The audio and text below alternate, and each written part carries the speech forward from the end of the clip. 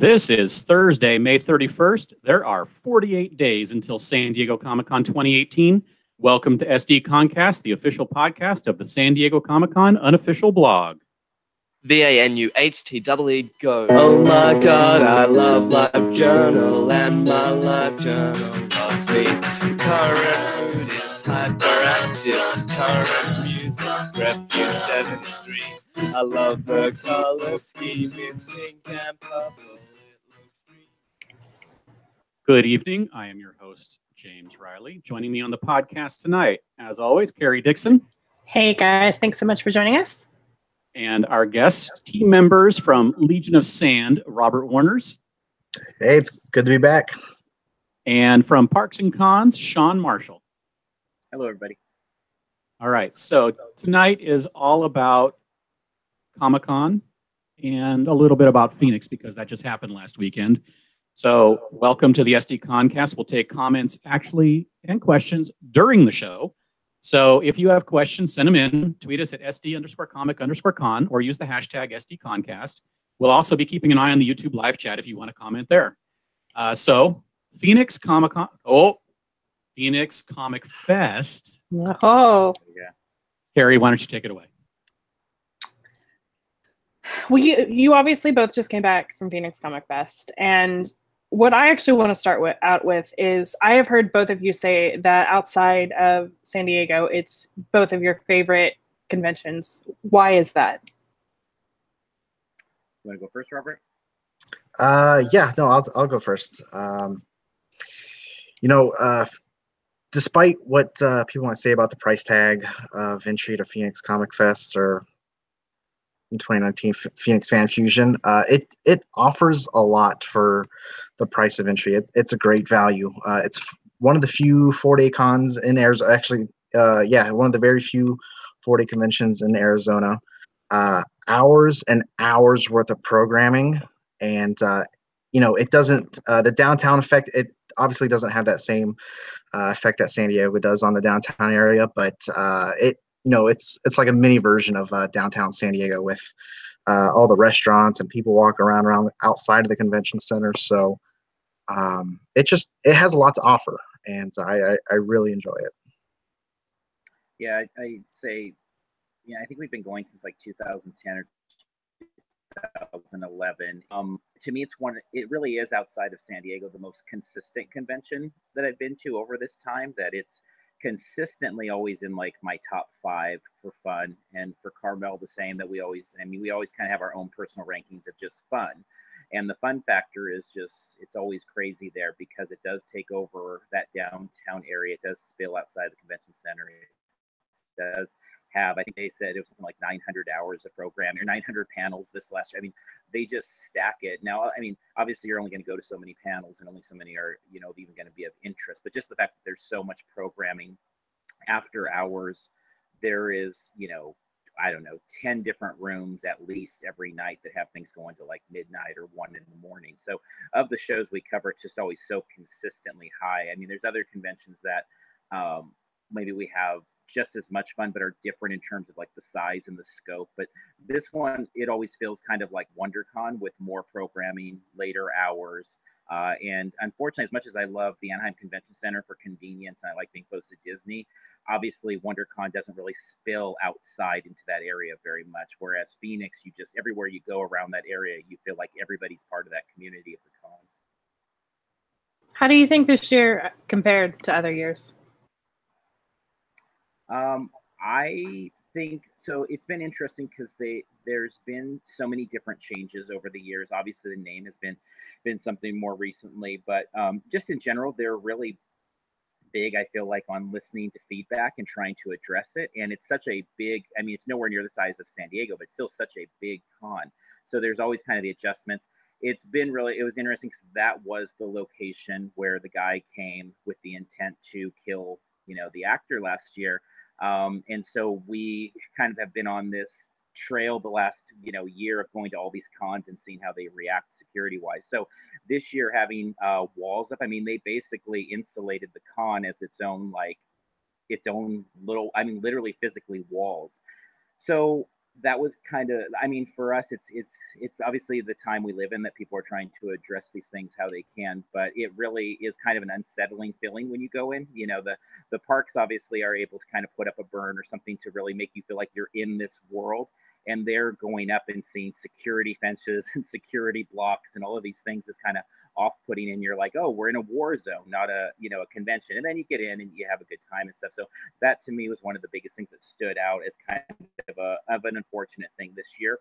But we still had a good time with it. It was just really weird pulling in and seeing it. Also kind of robbed downtown a little bit of some of their presence, because people were like, well, once we're inside the security perimeter, we're just going to stay in there so we don't have to go through bag checks again and all that. Robert, how was this year for you? You know, I think going into it, my biggest, you know, what I wanted to see the most was how they were going to handle security check-in. I know that's been an issue the past year or two, where there's long lines waiting to get in to the convention. And of course, you know, Phoenix Memorial Day weekend, it's not, it's a little toasty at that time of the year. But I thought they handled the security check-in pretty well. They had 3 main entrances, all with multiple lines for bag checks and you know, wanding down attendees. I don't think I ever waited more than 10 minutes in line to get into the convention, and I was kind of worried on the first day of leaving the convention to see how bad it was going to get back into the convention. But again, at no point did I see a crazy long line where it would have been more than 10-15 minutes to get back into that closed campus area of the convention center. That's actually pretty good for a convention that size. Yeah, definitely. And with a convention like that, that's had its struggles in the past couple of years. It was nice to see, you know, pretty much smooth sailing the entire weekend. So after this year's Comic Fest, is there anything you see them doing, like maybe the way that they ran security? Is there anything that they're doing that you think that maybe Comic-Con International could implement at SDCC? Shawn, do you want to take that one first? Well, you know, I was thinking about that because the thing to me, because I mean, we do go to like 40 to 50 conventions a year, and San Diego Comic-Con, what CCI does is exceptional on so many levels in terms of how they process people. Back in the day, getting people their badges, programs, bags, whatever. It always feels like it's a show that shouldn't exist at the level it does with the size and the scope of it. So usually our feelings at almost all conventions are, well, there's something to learn from CCI on how they do this or how they do that. In terms of the thing that I think Phoenix does exceptional is I feel like they really validate fan concerns. Like it really feels like they follow up with the surveys, and it feels like whatever are the topics that people have from the year prior, they're always addressed. And there's no, you know, so something I think about like with San Diego, you know, the back of the convention center, people jumping the line for Hasbro. It's like that comes up every year, and it's just one of those things that never seems to get addressed. And so that is the one thing with Phoenix, I feel like, and so maybe they'll adjust, and then people don't like that adjustment, and then they'll adjust again. And so if anything, maybe Phoenix sometimes there may be an argument that it feels like it adjusts too much and maybe needs to let something roll for a couple of years. But I really have liked that I feel like it's, you know, they really try to address that. When they had the fire alarm issue a few years ago and they had to evacuate everybody, it's like they kept the floor open like 2 extra hours, and it was just like, well, we're going to give the fans that. This year there was an issue again with the fire alarm on Saturday, and they said, well, I mean, it's not the same trade-off, but people were able to get a badge for Sunday if they weren't able to enjoy that Saturday. So it feels like they try really hard. They try to keep the prices down. They have drink refill cups, you know, that they work with the convention center. They make sure that you can bring food and drink into the convention, which a lot of convention centers in the last year have locked down on with security checks. That wasn't something at San Diego, but just in general, a lot of convention centers kind of get you trapped now because you don't want to go through the double bag check, but then you also don't want to pay for the $5 water bottle, but that's the only choice sometimes. So I think they do a lot of things really good in listening to the fans overall. Robert, anything you want to add to that? No, I think Shawn pretty much nailed it. You know, as far as things not involving security or logistics, something that Phoenix does that I'd love San Diego to try at least one year is in Phoenix, we have a second exhibit hall on the 3rd floor, which consists of most of the costuming groups. and that's where the celebrities do their autographs, and there's a photo op area.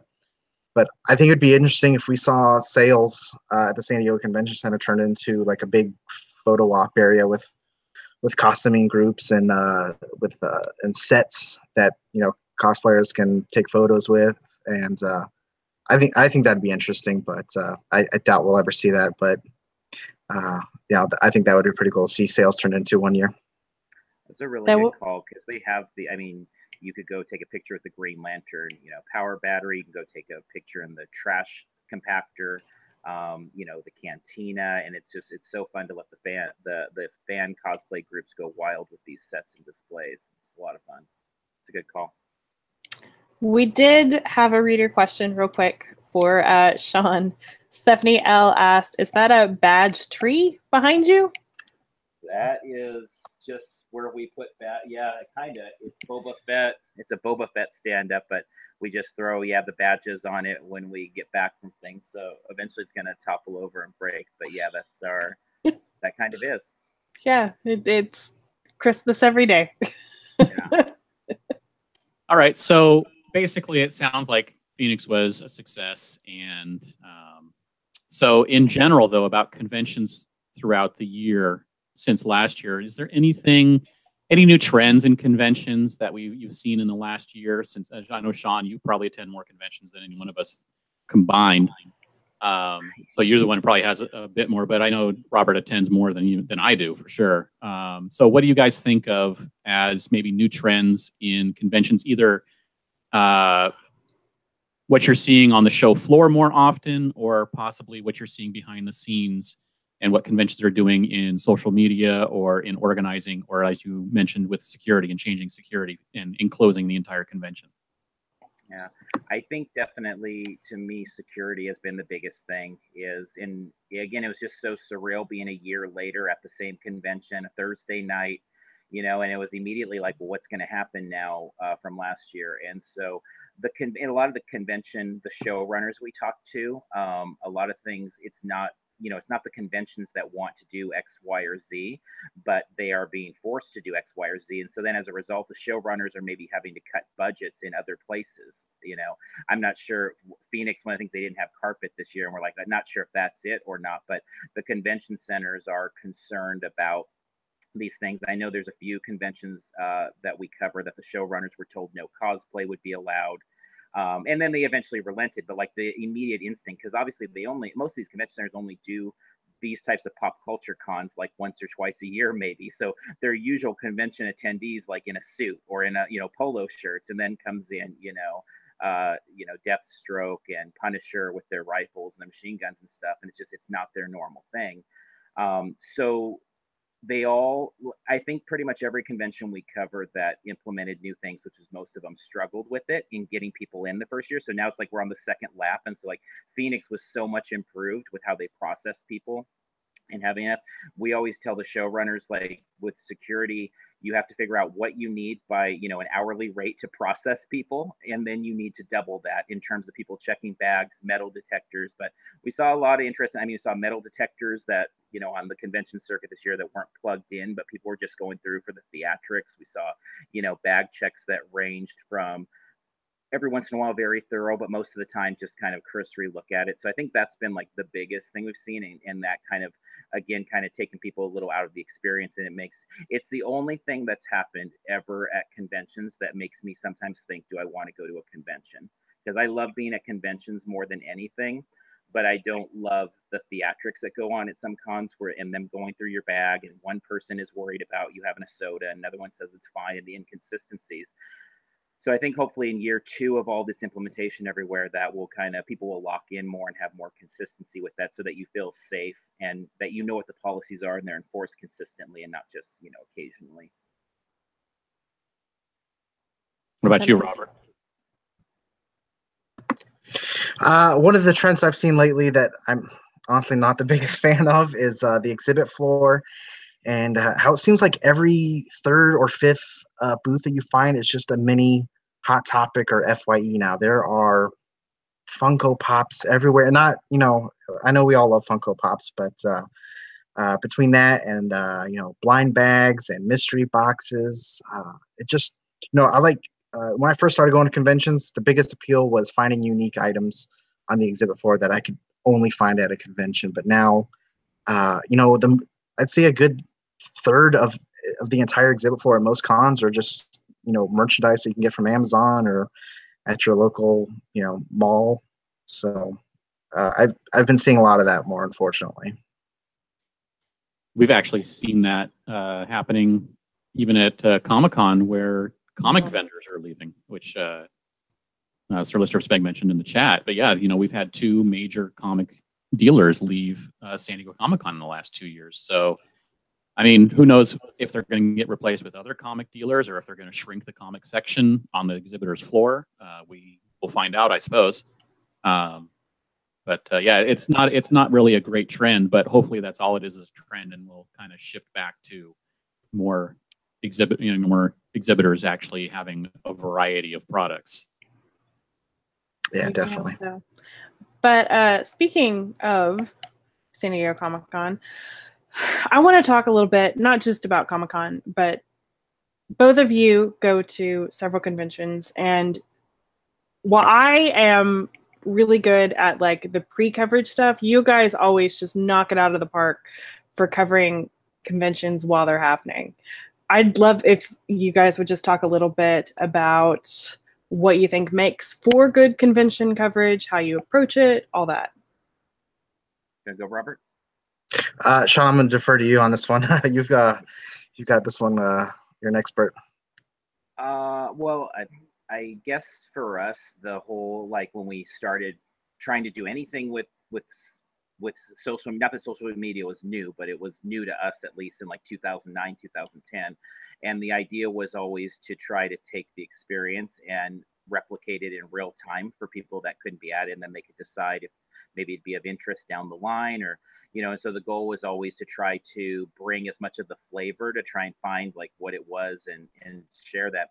Then like Periscope came along and Facebook Live, and that changed things. I mean, we used to do like at least 30 videos per convention, and they'd be like 10-second ones sometimes, or 30 seconds, just to try and recreate that stuff. But I think what a lot for us is just trying to think of a narrative ahead of time, I guess. Like I always look at it as like a story, like whether we're going to the park for the day or a convention, it's like there's got to be a beginning, middle, and an end, and kind of what is the narrative piece. And so a lot of times we don't start the social media at something until we have something.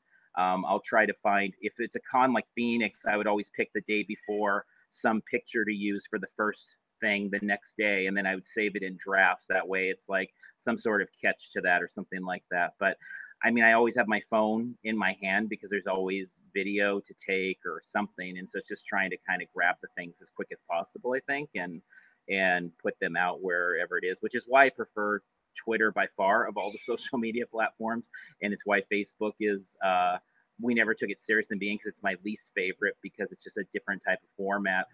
It's why we have to work now on those numbers, because it's just never been a priority to us. Whereas Twitter, it fits more with kind of, I think, the way we think or try to approach the coverage, I think. Same. Yeah. Very same. Yeah.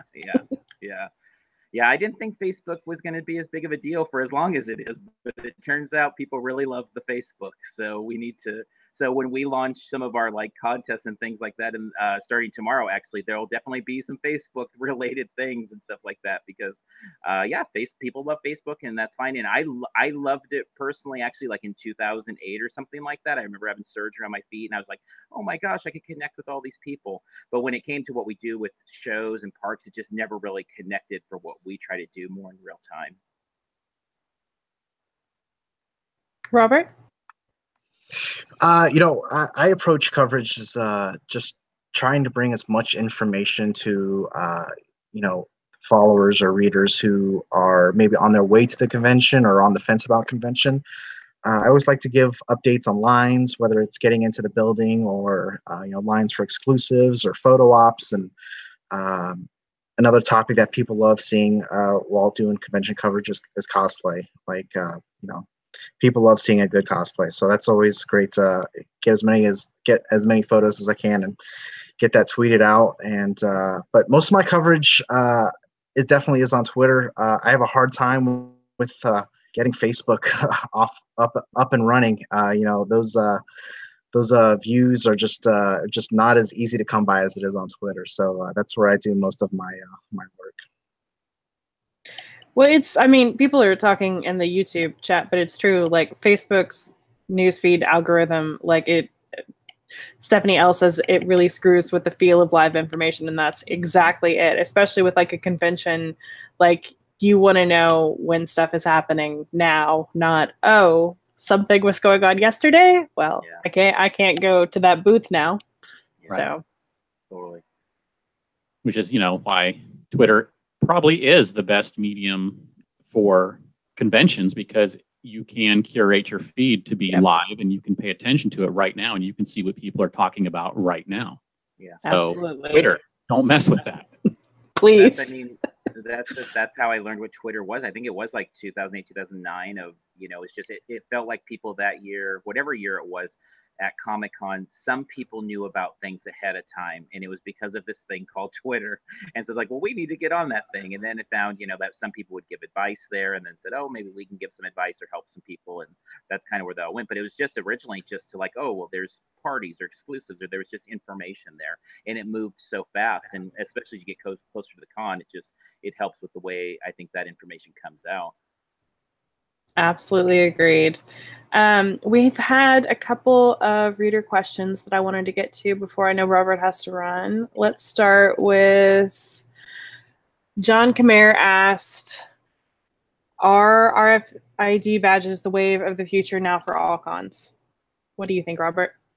I don't think necessarily all conventions. I don't see it being too useful at smaller conventions that have, attendance, lower than 10,000 or so. But I think for your bigger conventions that take place in bigger convention centers, I do see more conventions going that way. Yeah, I would agree with that exactly. I think it just doesn't really matter for a lot of the smaller shows. For probably, at least half the shows we cover, it wouldn't really make any impact. But for those bigger ones, yeah, I can see that. And then Shawn, Nick Aliota asked earlier on Twitter, when can we expect Parks and Cons prep videos to start? That is soon. So the thing is with those, we really liked, I mean, it sounds silly, but we really like to get down to San Diego and to start any of that. Like, I know it just sounds silly, but even to do like the podcast and stuff, like we will drive down to San Diego most of the time just to record the podcast in San Diego. It's just something that kind of how we try to do to be at the place. And so for us, that's like an hour and a half, and we need to dedicate some time, and we've got a bunch of things going on the next couple weeks. But the goal is definitely like mid-June though. So even though I say that, the goal is to get down there in the next couple weeks and start kind of with the tip stuff, and then go from there. I mean, try to do the usual things like Hasbro and the floor and all of those. So I'd say like mid-June. For the record, I don't think that's silly at all. Like, I think that makes such a difference in your videos when you're like actually walking around and being like, and on these stairs that are right in front of me, like it helps to have like an actual visual guide. Yeah, I mean, that's how we like to do things ultimately. It's interesting because over the years, more and more places have gotten weird about even, like we had a security guard one time say, oh, you can't shoot a convention center from across the street. And we're like, what? And it's like, we're talking on the other side of the street. So anyway, there's weird things like that sometimes are prohibitive, and things like the floor map, we like just putting the screen and blowing that up and stuff. But yeah, ideally we like to be at the thing. So I wish we lived closer to San Diego so we could be down there more, but we just have to really plot it out a little bit more. But yeah, soon. And we'll do the same videos as we've done in the past, if not more. We always kind of tinker with, but we try to only do videos on things we feel like we can add something to. I don't really like the idea of us doing videos on things that we really don't know very well, just for the sake of getting clicks or things. So we kind of ourselves have been talking about like, well, are there other things we know pretty well that we feel comfortable doing a video on? So we'll see. And for the record, if anybody is watching or listening to this who has not watched Shawn's videos, you absolutely should, especially if this is your first time at San Diego. Like, they're hugely helpful. So we love that you do that. Thank you. All right. Did we have any other questions, James? We might. this one is probably for Robert since he's Yeah. dialed in with them. On Instagram, Jay Rice Crispy asked, do you see Phoenix Fusion's prices staying the same or going up or down? You know, like Shawn mentioned, you know, the showrunners for Phoenix are pretty sensitive to price increases and you know, how much it costs for an entire family to attend a convention. So I would suspect if the price go up ever so slightly, if not stay the same to what they were this year. I don't foresee any large price increase. That's All right. Well, before we let you two go, why don't both of you tell us what you have coming up next on your very busy schedules and where we can find you online? For us, so tomorrow we are going to start our SDCC tips series. So we'll start putting out a variety of different tips from years past and new ones and things like that. So we'll do that on Twitter. We have a San Diego Comic-Con attendee Facebook group. If anybody's interested in that, that's separate than our Parks and Cons page, but that's there too. So we're going to try and do a lot with that in the next couple of weeks here.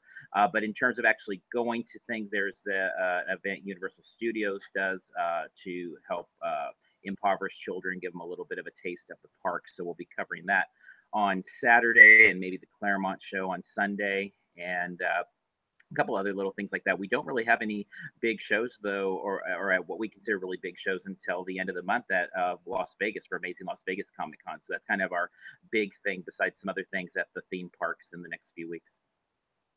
And where can people find you online, Shawn? ParksandCons.com will be there, and then all of our San Diego stuff will also be obviously right here on the unofficial blog, like it always is. So you can find everything there. But yeah, over at Parks and Cons, we've got a YouTube channel, all the social media stuff, and you can find things there. And a podcast, we're 300 and some episodes into our podcast now, so we have at least 3 podcasts scripted right now on San Diego tips and things like that. So we'll be doing that again, and we'll also open that up to questions. So we'll be doing that soon as well. Robert, what about you? What do you have coming up next? My next convention is not until the end of June, where I'll also be at an Amazing Las Vegas Comic Con. So obviously people can follow me at Legion of Sand on Twitter and Instagram, or legionsand.com. So obviously a lot of my coverage is Arizona based, but my next 2 conventions will actually be out-of-state conventions. So yeah, so people just want the lowdown on Arizona conventions, they can just follow me there. And where can they follow you? Legion of Sand on Twitter and Instagram. Awesome. Before you go, Shawn, Sir Lister of Smeg asked in the chat, basically, will you be doing your WB bag trade again when Comic-Con rolls around? Yeah, we do. We will. We will definitely do that. And one thing on that seemed to work pretty well last year was the Facebook group. It's interesting because, again, I'm not a big fan of Facebook, and I rarely go into our own Facebook group except to delete posts when people are trying to do weird stuff. But that was a pretty good spot for those, actually, because it was a very simple, like, here's a thread, and everybody jumped in. But we'll also be doing it definitely on Twitter and retweeting and all those things. But we'll do it, when we do it on Twitter now, we do kind of specific time. So it's not just like all day long. It's like we'll do it from 11 to 11:15 or something like that. But yeah, we definitely will. Awesome. Well, thank you both so much for coming on today. As always, we love having you, and I wish you guys would do it more often. But I know you're both very busy. All right. All right. Thanks for having me. Always, Robert. Yes. Have a safe flight. Thanks. All right. Bye, guys. And for the rest of you, we are going to stick around and do the news. Yay. All right. What are you talking about? Yay. That was not a very enthusiastic yay. Yay. All right. Do you want to kick us off? Sure. So big news was a week or so ago, 2 weeks ago, whenever it was that Marvel would not be attending Hall H this year. And then Den of Geek did an interview with Kevin Feige, who basically said, but 2019, you can expect us to be announcing Phase 4. Yeah. It makes, basically, it's pretty awesome because now we don't have to have leaks from anyone that they're attending or not. Basically, it's confirming they're going to be there for announcements after Avengers 4 for the 2019 San Diego Comic-Con, which is a really big deal because that means they're planning that far in advance for how things are coming out, and obviously they don't want to ruin anything for what's happening for Avengers. Right. Well, and it makes total sense, especially if you've seen the end of Infinity War. It makes total sense that they don't want to announce like, here's all of our upcoming film titles. So I do understand why they're waiting. They're not going to be in Hall H, but I still keep coming back to the fact that he said like we'll still be doing like a 10th anniversary panel, because that to me says not comics. So I don't know. What wasn't it that, let me see here. The quote is, Marvel will have a presence. Marvel Studios will have a presence there only in that there will be a 10th anniversary materials and a 10th anniversary panel. See, but it's the panel that's throwing me off, because again, if it's a 10th anniversary panel, it's not going to be like Marvel Comics. So I don't know. I absolutely believe they will not be in Hall H, but I feel like something might still happen. I don't think it'll be like star-studded or anything like that. I wouldn't get my hopes up too high, but I also still feel like Marvel could do something. Right. So, and they always do stuff at their booth. They always have all day long. They have stuff going on. And truthfully, even in years when they've skipped Hall H, like they've still brought a couple of smaller people around. Like I think Michael Rooker still did like cast signings at their booth one year when they weren't in Hall H. So you might still see a star or two. Yeah. So yeah. And but comics still. Yes, they have all the comic stuff. There's so many TV shows at this point now for Marvel that I'm sure we'll see at least some of them at the convention. So yeah, we will see. But one thing that will for sure be at Comic-Con, it looks like, is Sci-Fi's upcoming series Deadly Class, which is funny because it's not broadcast. It's on cable. It's on Sci-Fi. But the trailer for this came out when all the broadcast trailers were coming out. And this was like the only thing that I was actually excited about. So I'm excited that it's going to Comic-Con. But it's based on the graphic novel by Rick Remender and the Russo brothers, who directed Infinity War. They actually produced it, and they've been doing a bunch of promotion already through Sci-Fi for it. So I think there's a possibility, truthfully, that the Russo brothers could still go to Comic-Con for this, but at the very least, series star Benjamin Wadsworth said that he will be going, so should be good. So expect that to be one of the many Sci-Fi panels, or if they have many again this year. I'm sure they will. I'm sure they will. So the other major announcement was Viz Media announcing that My Hero Academia creator, and I'm going to probably get this wrong, Kohei Horikoshi is going to be at San Diego Comic-Con making an appearance. So this was met with quite a response, and it looks like this is going to be his first professional appearance in America. In North America. That includes Canada, yeah.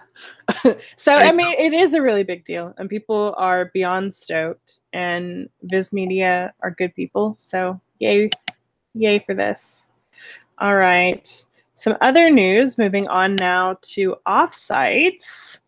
I love these guys. Turning Tides do theater every year, where they basically mash up like pop culture things and musicals.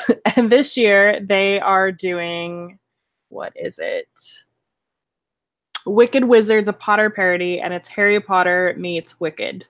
And it should be really funny, but tickets are now on sale, and you can find all of that information on our site or in the show notes.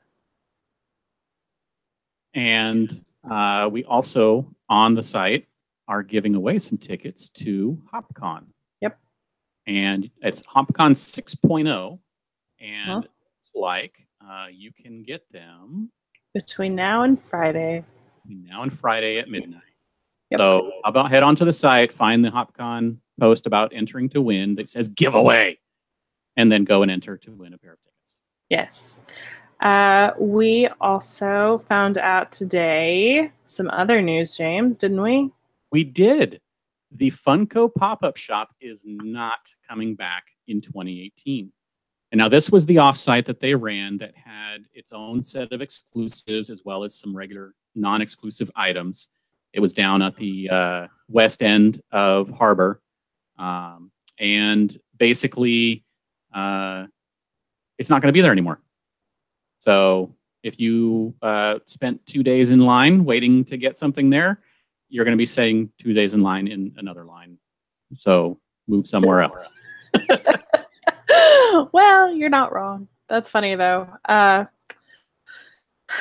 Let's But that move means on. that whatever they have for exclusives that maybe they were thinking of doing at the pop-up shop this year will either get shifted into the booth itself or used at another event, or maybe up at their store up in Everett, whatever. They'll use it some.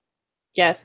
And I did want to clarify, because we had a lot of people very confused today, that Funko will absolutely still have a booth. They'll still have exclusives. They'll still have all that. It's really just, like James said, the off-site location, which was like across the street, not inside the convention center. That is what will not be back. But the biggest news, truthfully, I think today is that exclusives portal that we posted about the other week, it is launching tomorrow with something really cool. And I actually mean that. Comic-Con International is partnering with Mondo, who we love. And this year's 2018 souvenir book cover is basically a celebration of all things for the 10th anniversary of Marvel, and it's illustrated by Matt Taylor. It looks beautiful, and for the first time, Comic-Con International is actually going to be offering a print of the souvenir cover. And the way that you're going to get that is tomorrow at an unspecified time, between tomorrow and I believe it's June 7th. Yep, at 12 p.m. Pacific time. You will log into your member ID, and there will be an exclusives tab. There's not one right now, but there will be at some point tomorrow. And then you can go in there and basically you'll click some buttons and say, yes, I am interested in this print.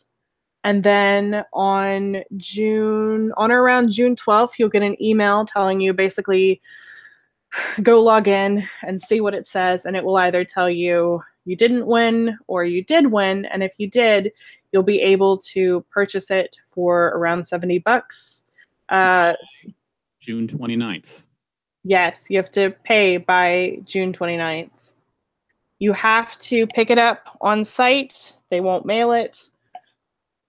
But this is really interesting. Remember, you have to pick it up in person. You at Comic-Con, no one else. Whoever wins it has to pick it up. Yes. So this is going to be really interesting. And I think a lot of people are very quickly going to find out that even though this will take the waiting out of it, your chances are much less. There's only 1,000 posters, and I think we all know a whole lot more than 1,000 people are going to sign up. But this is the first time that Comic-Con International is really using this exclusives portal for a non-signing. They used a very similar exclusives portal for the signings at WonderCon. But this is kind of a test run, I think. And I'm really curious to see how it goes. So I wonder if they're going. See, the thing is, are they going to use it for pre-ordering all of their usual exclusives, the T-shirts and bags and tiki mugs? I think so. So this is. I think so, but I don't think you'll have to enter a lottery to win a tiki mug or to buy a tiki mug. And I think they'll just let you check out. Probably. So remember that the portal is going to be open tomorrow. That's Friday, June 1st, until June 7th, correct? Was it June 7th? Yes, you have to enter by June 7th at you have a week to 7 enter, p.m. so, or at 12 p.m. Yeah, so you have a week to enter. So there, I mean, yes, you'll probably want to sign up sooner rather than later so you don't forget. But there isn't like a timed rush if you have a week. Yeah. So that actually, on the posters, it's awesome. And it's interesting that they are doing this because this really is, honestly, in the 25 years now that I've been going, this is the first time they're doing something like this that is available to the regular general attendees. Back in the late 90s, they used to have a Comic-Con Expo on Wednesday instead of preview night for exhibitors only. And exhibitors, they would give out to some exhibitors a print. And it was every year it was a different artist, you know, things like Sandman, Thor, Sin City, and every year it would be something different. And it's similar to that But that was like a exhibitor gift, I think. I don't remember because that was like right around the time when I started going, and I don't exactly know how it was obtained. Can't remember. It's 25 years ago. Come on. But anyway, they used to give all kinds of things away, through the exhibitors. But now this is something that Comic-Con is giving away through them, like they normally would sell stuff. So it's definitely something new. And let's not use the term giving away, because they're absolutely not giving these away for free. They're $70. So don't think that if you win, you get it for free. They used to give stuff away. No more. Yes, no more. No, not Now you get to enter a lottery to see if you get to give Comic-Con International your money. And remember, this is actually roughly, I think it's basically the same price as regular Mondo prints. Yeah.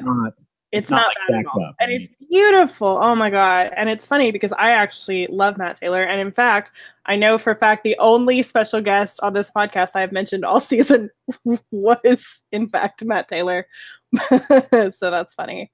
But I did want to bring this up because we've had a lot of questions about it. And I'm curious what you think. So Omar Hassa asked earlier, do you think the Mondo exclusive print news makes other exclusive online lottos more likely? So in other words, do we think that exclusive portal will in fact be used for things like Hasbro, Lego, Funko, that kind of stuff? What do you think? I think it's definitely more likely. I just don't know if it's definitely likely this year. See, and that's what I think too. I think, to me, this is still Comic-Con International merch. To me, this is not like Comic-Con International being like, we are going to help Mondo facilitate selling this poster. This is Comic-Con International saying, we have partnered with Mondo. This is our poster.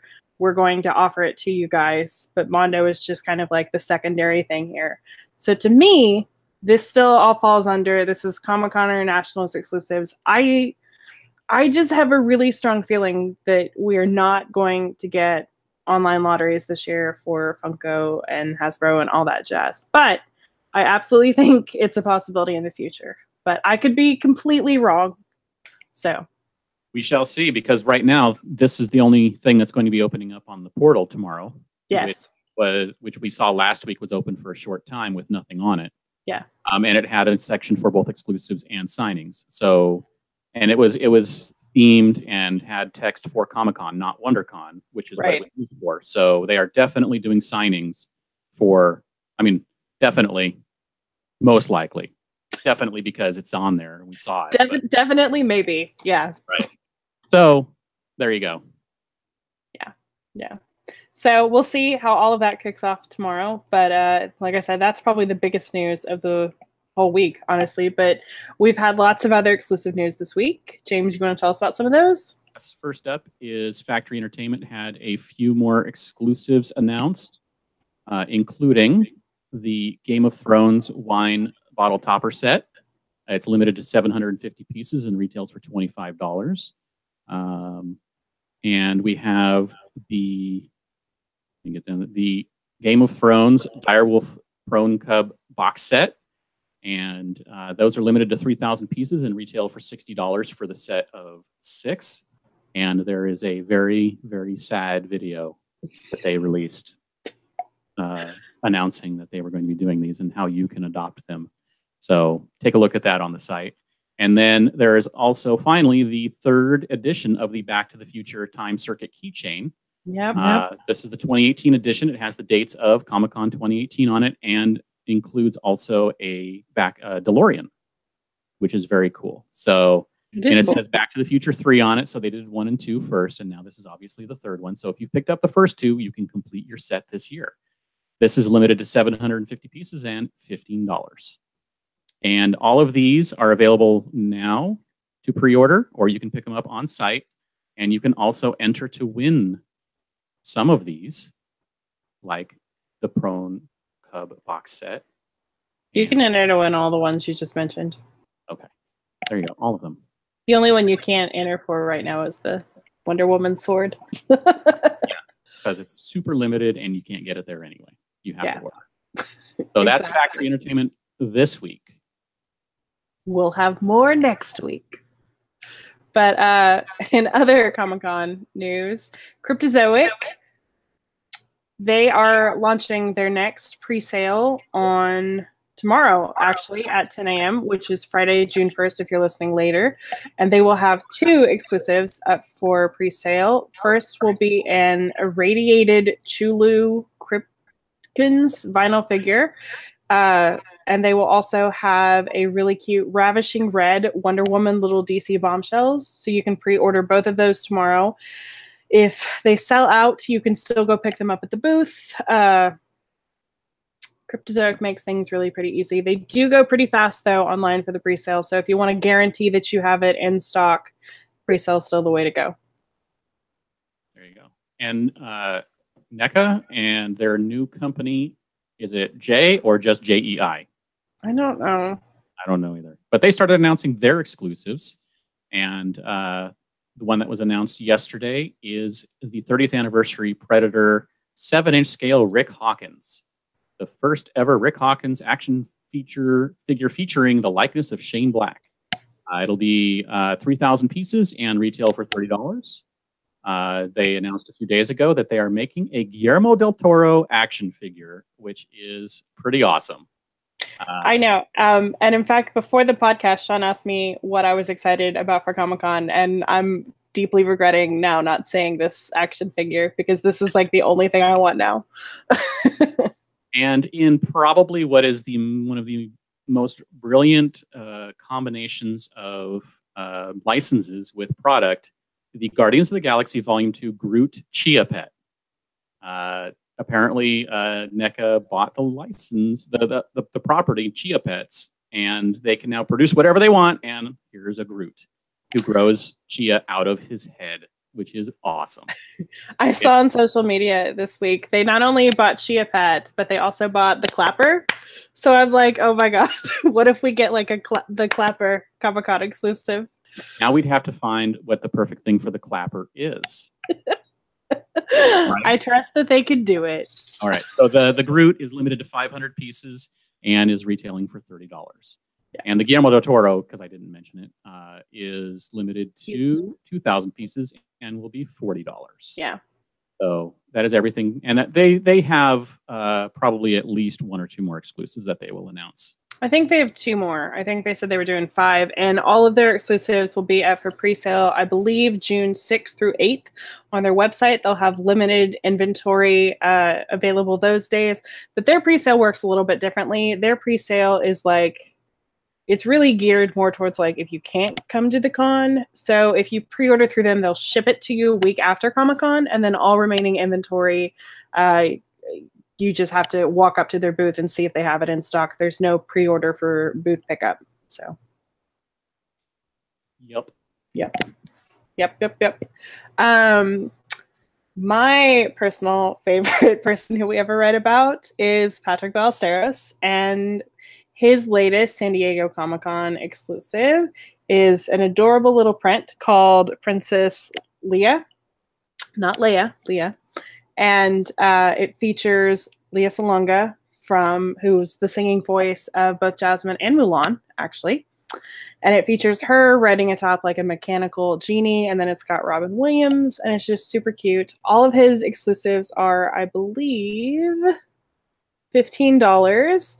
This one's going to be limited to 100 pieces, and the way that his exclusives work is he'll release a different one every day of the convention, so you can head over to Artist Alley to pick that up. All right, and then we had also Beast Kingdom announce an exclusive. It is actually 2 of them. It includes the Marvel Comics Deadpool X-Force figure from the Mini Egg Attack line and the Batman v Superman Dawn of Justice Wonder Woman comic color version. These things are both it's a little mini figure and looks like just a regular action figure. So more information will be coming on those soon.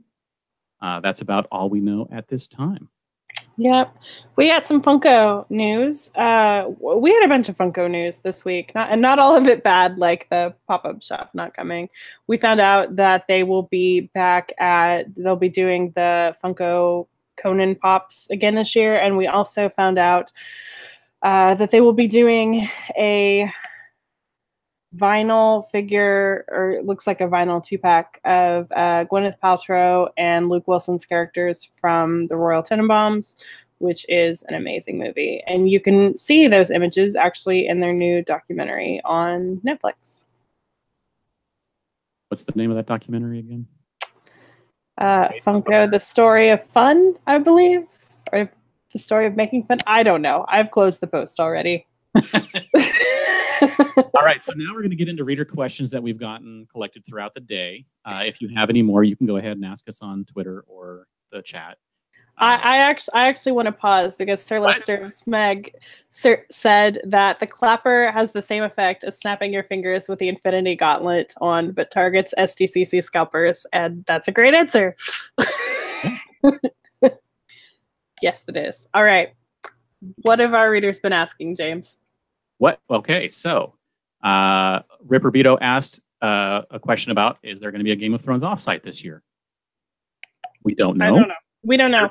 You did mention that they didn't go to South by Southwest. Yeah, so normally I would be like, heck yes, Game of Thrones will absolutely be there. And for the most part, I still am. But the only thing that's giving me pause is, for the first time, in my recollection at least, they did not have an offsite at South by Southwest this year, which they have pretty much every other year.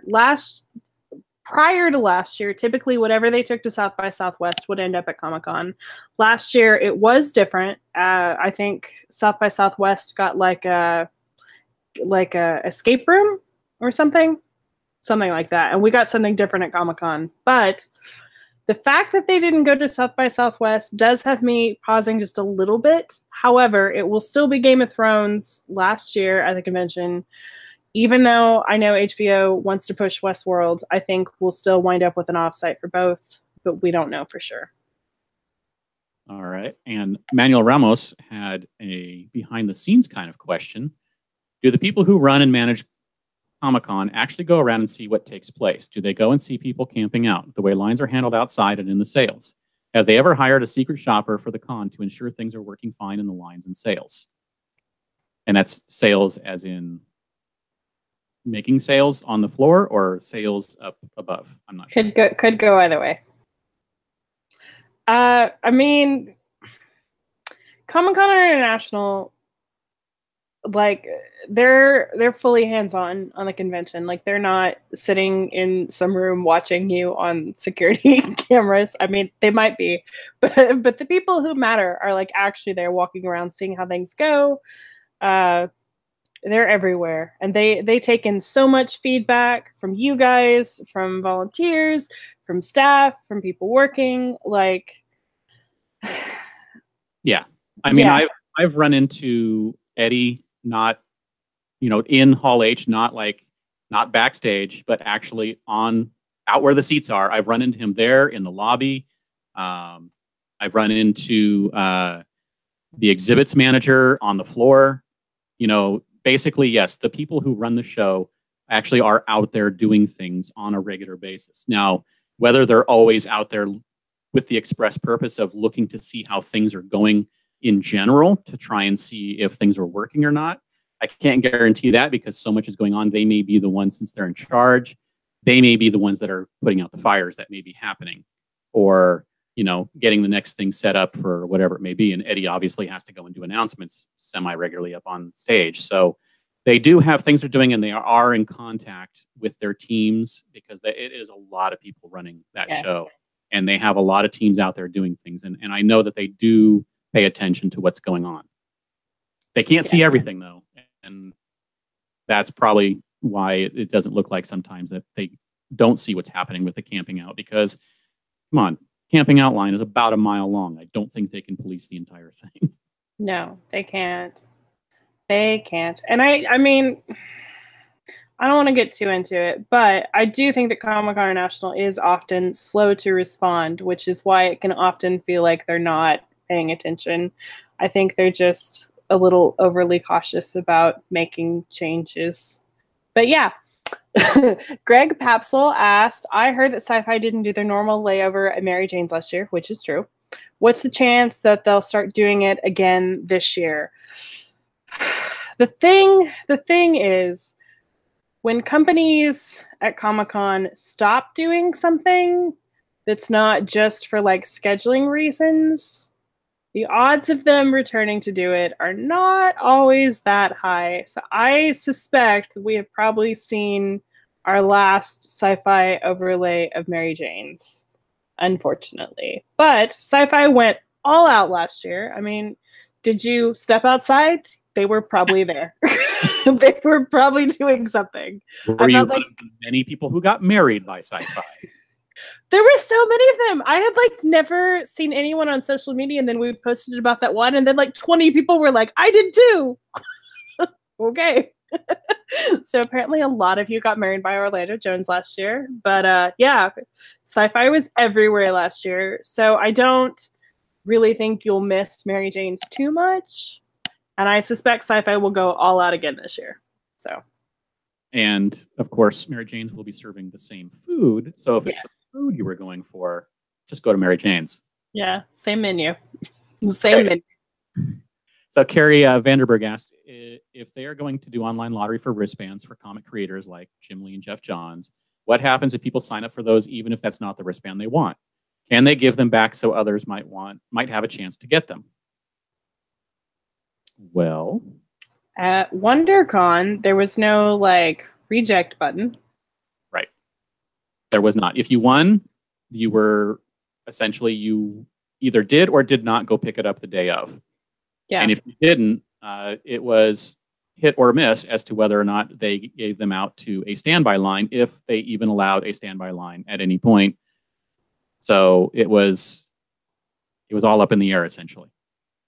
And I assume that unless they make announcements about whether or not you can turn one back in, I assume that a similar thing will happen at Comic-Con this year. Yeah, I would assume as well. And speaking of lotteries, Beanie Jedi 33 asked if the online lotteries thing is happening, when will we be allowed to enter, and is there a limit to how many we can enter? So I suspect that if it is a thing, and I still think it will be, you will not be able to enter until probably like a week before the convention. So you've got a very long wait ahead of you, because here's the thing. Comic-Con International does not put out the official schedule until 2 weeks before the convention. So they're not going to announce any signings until after that point. Typically, when they announce their signings, it's about a week before the convention. I think that timeline will absolutely still stand. So yeah, you've got a very long wait ahead of you. And for WonderCon, you could enter all of the signings if you wanted, but we will have to wait and see if they change that for San Diego. And based on the instructions for the Mondo thing tomorrow, it's going to be one entry per person per listing. Yes, but you could still enter at WonderCon. You could still enter all of the listings. Right. So if they have 13 different signings, you can enter 13 signings. That's what it was at WonderCon. Now that may change. They may limit you to a certain amount per day, where you have to pick and choose, or a certain amount overall. But since we don't have any information, we can't say what they're going to do yet. Yeah. And then, mostly to make me angry, SD Comic-Con Dad asked me, when are badges shipping out? Guys, you do not understand how many people have asked this question and how many times I have answered it. So the official answer is 3 to 4 weeks before the convention. I suspect, truthfully, the badges will start being mailed and then probably next week. But maybe 2 weeks, maybe more than that. Because again, the official answer is 3 to 4 weeks before Comic-Con. Last year, they started mailing like very early June. Yeah. So when they start mailing out, you will receive an email, and they go out in batches. So if your friend gets an email and you don't panic. They go out in batches. Cue panicking as soon as the first email goes out. Yeah. Right? Always. And despite me saying like, we get asked this question every year. Hey, I'm in SoCal. Why is my badge in New York? According to this tracking. Okay, the return address is San Diego, but they actually mail from the Northeast. Okay, we say this every year. And every year, like 1,000 people think they're so clever. And are like, but what does it mean? So. Yeah. So, Sir Lister Smeg asks, if you forgot you signed up for something, does it stop you if you try again based on what WonderCon did? Yes, it actually, if you on the exclusives portal, it shows you what you've already entered and will not allow you to try again. It moves it from the list of things that are available to things of the list that you submitted for. I think actually that is the word. Is it submitted? Something like that. Anyway, there is a section for each, and it'll be on your list of things you've submitted, and the things that you can still submit for will be open. So there's no way you can enter twice, basically. Yeah. Because it's linked to your member ID. Yep. So on Instagram, Hero Protagonist asks, with so many SDCC things moving to a lottery, what do we expect the impact to be on lines inside the con for floor items, panels, and off-site line impact? I don't really expect much of an impact, to be perfectly honest with you. Right now, our best estimation is the only line that will likely be moving purely to online, and again, this is still all speculation, but our best guess is it will just be what used to be the WB and Fox autograph lines. And I mean, those lines did not comprise like 10,000 people. No. So you've displaced maybe like, I don't know, like 2,000 people. A lot of those people will go line up for other things, but they won't all go line up for the same thing. Those 2,000 people are not all going to go hop in the Hall H line. And you have to remember, when did the signings finish? When did those signings finish being given out? Wasn't it like 8, 9 a.m., depending on how fast they got taken? Fox was always later, but yeah, WB was usually done around those like people 9. were already on the show floor when the con opened, so it's not like they weren't there anyway. Those people either, and those people who maybe didn't go to something, they're not going to go to something again. I mean, we've seen multiple people who have mentioned, now I can sleep in. Absolutely. Well, not only that, but before the doors open, they would have been in the everything else line. So they might still just be the everything else line, but for something else. Right. So if it's 2,000 people, imagine 10 to 50 people going to 150, 200 different lines. Yes. So it's not going to make that big of a difference on any one line. That's what I think too. And then Kloss 91 asked a few questions. If Sony does a signing, does that mean they will be in sales for a ticket or at their booth? So this is basically like the in-booth signings for things like not WB, but basically random stuff. I mean, is this stuff we're expecting to be on the exclusive signing, or is it running at the booth? I would expect it to be the booth. I think the only things that will be moving to a lottery are the things that were ticket draws up in sales anyway, which were basically Warner Brothers with a handful of random popular DC booth ones thrown in with Warner Brothers, Fox, and then a couple of Comic-Con International run ones like Shadow Hunters last year. Comic-Con International is actually the ones who physically ran it. The ones that are normally like go to the booth and either pick up a ticket or line up immediately or whatever the booth may be, I don't think any of those are going to change. Right. So yes, and their question was asking about, booth signings. How do you get a ticket? Ask a volunteer, an employee. We will have as much information as possible as we gather it on our autograph post. And then the other thing is, yes, you go ask at the booth what their policy is about how to get the ticket if it's not something that we know in advance. And you make sure that you ask at least 2 people to make sure you're getting the same story every time. Yep. And the other question was, do you bring something to sign or do they provide it? Typically at a booth, it's something that you can bring, but if it's something being run through Comic-Con, like the WB signings, Fox signings, they will provide something for you.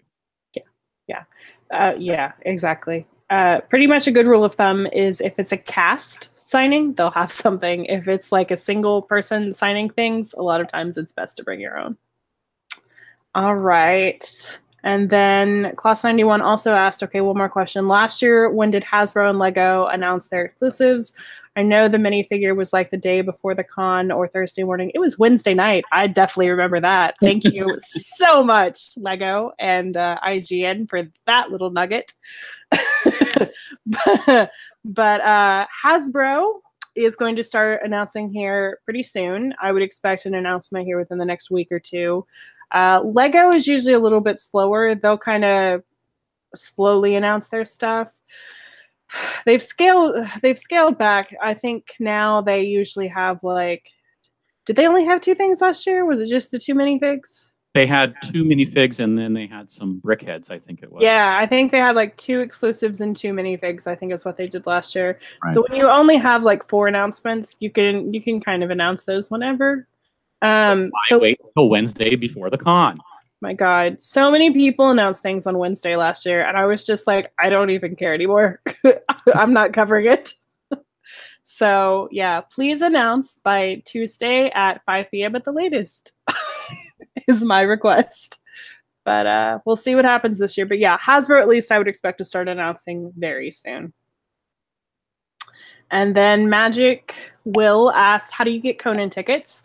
Assuming it works the way that it did last year, probably around like mid to late June, the tickets will go up on 1 iota. You'll get emailed a code from Comic-Con International. So here's an important tidbit.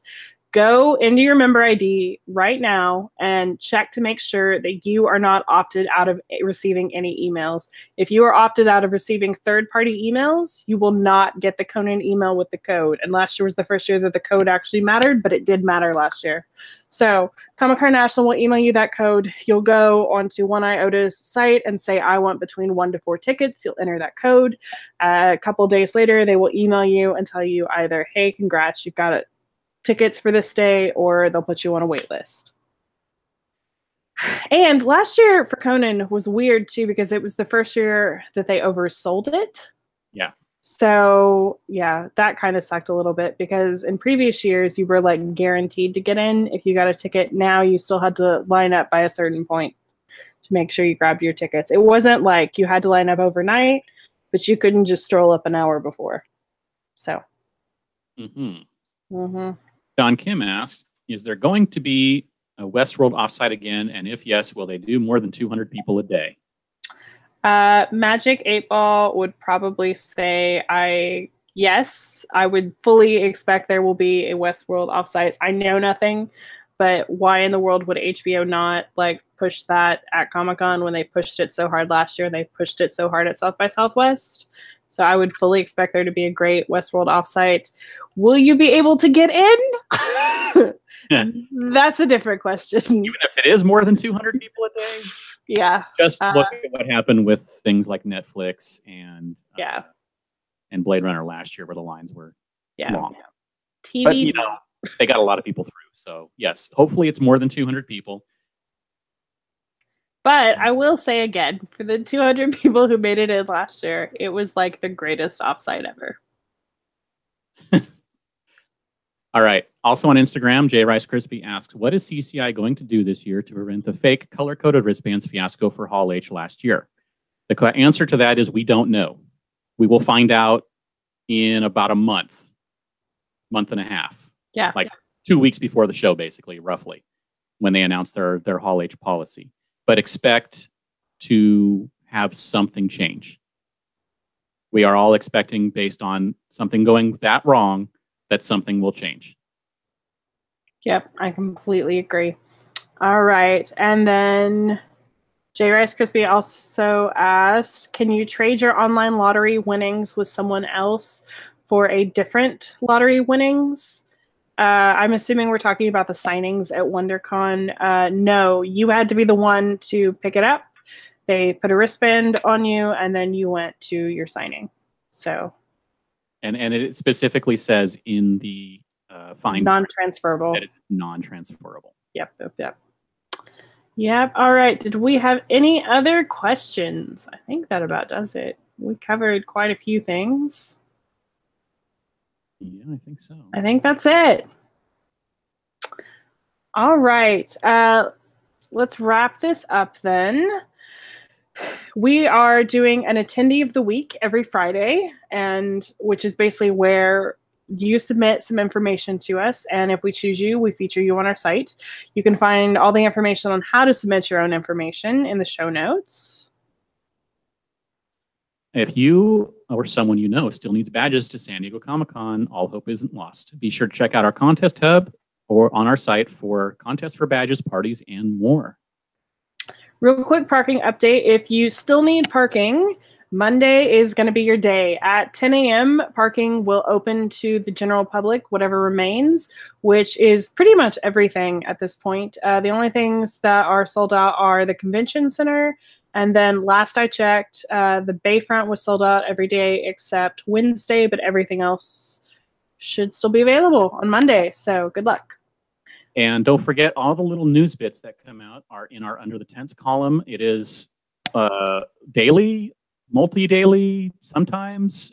Basically, as news comes in, we tie Andy to the keyboard, and he cranks them out until all of the news has been pushed out onto the site, which is a lot right now. Oh my God. Like, I don't know when con season was just like, and now. But it absolutely has. We've had drafts of Under the Tents like sitting for days. We can't push them out fast enough. Our party, semi-party, meetup, let's call it a meetup. Too Fast, Too Furious, Gas Left Drift is happening. And we have a venue. We do? So we do. I'm not going to announce it now, but we have a place. So it will not actually be on a patch of grass with Dixie cups of water. But that may be happening anyway. Yeah. I'll bring the grass. I'll bring the Dixie cups of water. All right. Yeah, all right. Now I have to go to Home Depot and buy some grass. Yep. All right. Prize Mule also returns, and I have been working my tail off trying to nail people down. We've got some awesome people lined up, including some new people that I'm like really excited to have on. But we will be sharing all of that here in a couple weeks. So join us live every Tuesday, considering this is Thursday. Mostly every Tuesday.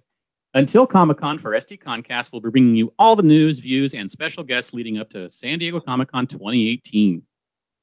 You can also sign up for our newsletter. We may actually send one out next week. Maybe? Maybe. Right. Thank you all for joining us. As we mentioned, Robert can be found at Legion of Sand. Shawn can be found at Parks and Cons. And Carrie, where can we find more of your work on the internet? You can find me on Twitter at Carrie Dixon, but this time of year I'm never on it, so you can mostly just find me on the blog Twitter. James, where can we find more of your work on the internet? I am everywhere at Dan Regal, and you can check out geekshotphoto.com for photography links from my wife and I. And speaking of my wife, thank you to Beth, our producer, for putting together the slides, editing the show, and all the other little things that get this podcast done. And any other problems are not her fault, including how I might sound. Thank you, Beth. We are on iTunes. If you'd like to subscribe, the links are up on the blog, or you can search for SDConCast. If you like what you've heard so far, please review us. We are also on Stitcher Radio. The link is in the show notes. If you want to get a hold of us, you can send us an email at sdcomiccon.blog@gmail.com. Find us on Facebook at facebook.com/sdconblog, or tweet us at sd_comic_con. Thank you all for listening, and everybody, go Shawarma. It's just funny. I sound awesome.